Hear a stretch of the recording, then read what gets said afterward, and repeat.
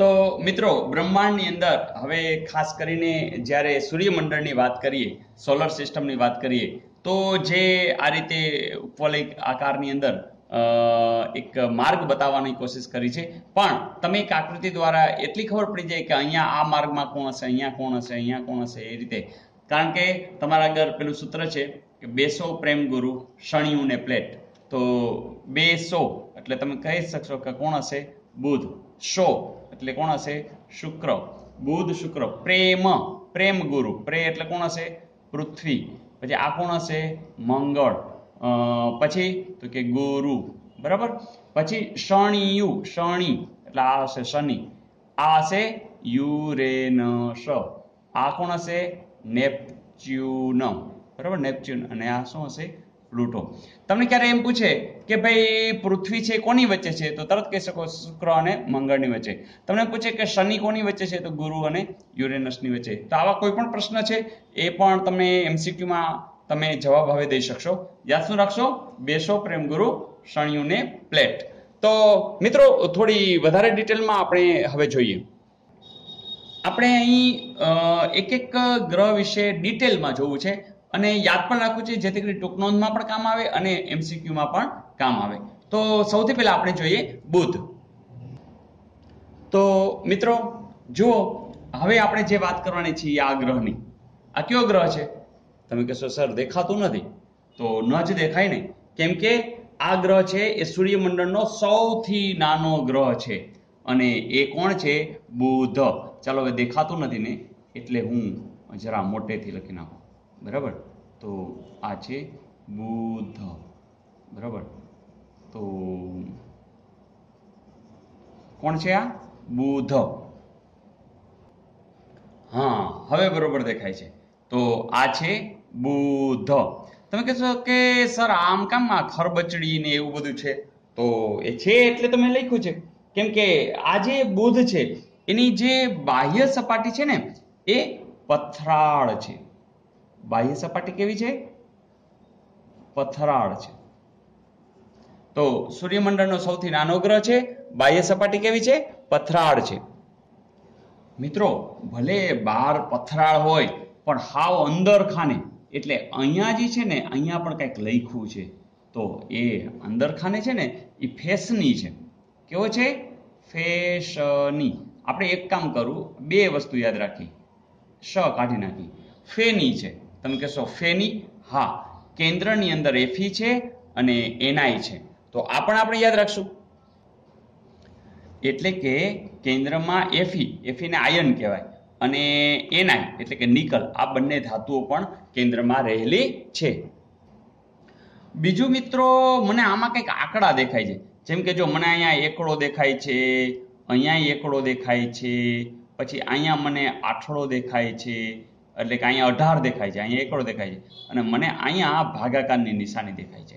જુઓ જી, મને એકડો ભાગ્યા 18 એટલે કે મને 1/18 દેખાય છે. તો મિત્રો આને પણ આપણે યાદ રાખશું કે 1/18 શું છે?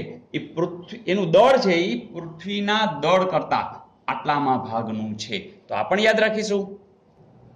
મિત્રો આ બુધનો સ્વભાવ બહુ વિચિત્ર છે હો. એ ગરમ થાય ને કોઈનું ન રહે, 420 થી ટપી જાય, અને જો ટાઢો પડ્યો હોય ને તો કોઈને બોલાવે નહીં, એટલે બહુ ચેતીને હાલવું પડે. જો એ ગરમ થાય તો કેટલો ગરમ થઈ જાય? 420 થી વધારે, એટલે કે 427 આટલા સેન્ટીગ્રેડ. એટલે કે સૂરજ તરફ જ્યારે હોય ને ત્યારે આમ ધબધકા, આમ એટલો બધો ગરમ હોય. પણ સાથે સાથે જ્યારે ઠંડકની વાત કરીએ, એટલે કે રાત્રિનું જ્યારે તાપમાન હોય ત્યારે જે એની સપાટીનું તાપમાન છે એ માઇનસમાં વહી જાય. અને કેટલું માઇનસમાં? તો 1, 7 અને 3. તો યાદ રાખીશું, આ બગડો જે છે એમાં 3 ઓછા 1 કરવાથી આ બગડો આવી જાય. તો સાતડો તો આપણે રાખવાનો જ છે. તો આટલા સેન્ટીગ્રેડ. ફરીથી દિવસની અંદર સૂરજ તરફ જ્યારે એની સપાટીનું તાપમાન વધીને કેટલું બધું થઈ જાય? આટલું બધું. અને રાત્રિના તાપમાન કેટલું બધું ઘટી જાય છે? -173° ધેટ મીન્સ અહીંયા માનવ જીવન શક્ય નથી. માત્ર માનવ જીવન નહીં, કોઈ પણ જીવન આમાં અશક્ય દેખાઈ રહ્યું છે. કારણ કે વધીને આટલું બધું 427 અંશ સેન્ટીગ્રેડ અને ઘટીને કેટલું છે -173 અંશ સેન્ટીગ્રેડ. મિત્રો તમને સપાટી ઉપર આમ જો તો બધા આમ ખાડા દેખાય છે તો છે જ. તો એ જે ખાડા છે એને ક્રેટર્સ કહેવાય. અંગ્રેજીમાં એનો સ્પેલિંગ છે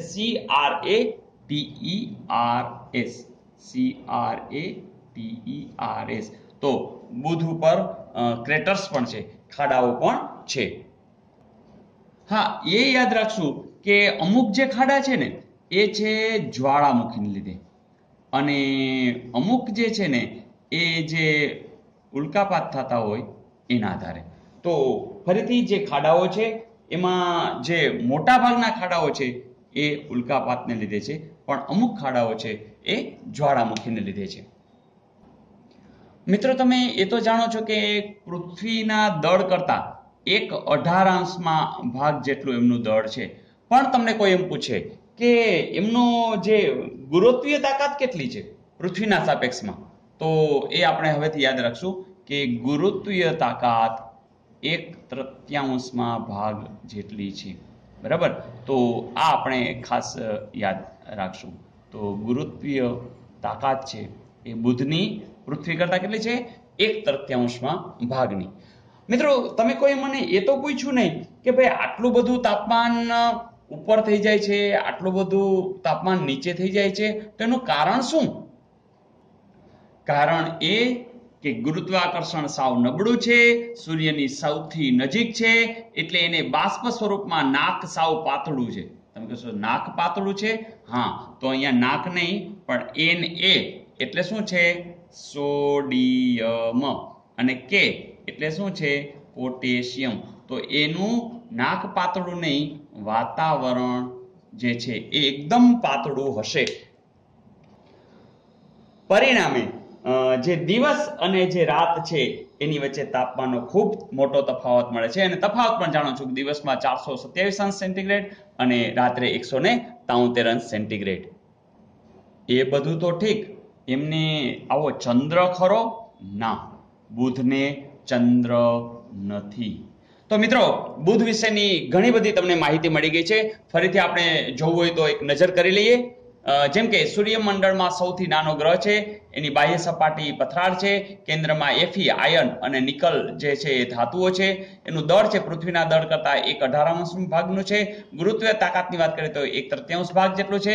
આમ ગુરુત્વાકર્ષણ નબળું છે, સૂર્યની સૌથી નજીક છે, એટલે બાષ્પ સ્વરૂપમાં સોડિયમ અને પોટેશિયમ જે વાતાવરણને આખું પાતળું બનાવે છે, એના લીધે જે દિવસના ભાગમાં તાપમાન વધીને 427 અંશ સેન્ટીગ્રેડ અને રાત્રે 173 અંશ સેન્ટીગ્રેડ થાય છે, જેથી કરીને જીવન છે એ અહીંયા શક્ય નથી. ત્યાં જુદા જુદા તમને ખાડાઓ પણ દેખાશે, જે ક્રેટર્સ કહેવાશે, એ મોટા ભાગના છે ઉલ્કાપાતને લીધે થયેલા છે અને અમુક છે એ જ્વાળામુખીને લીધે થયેલા છે.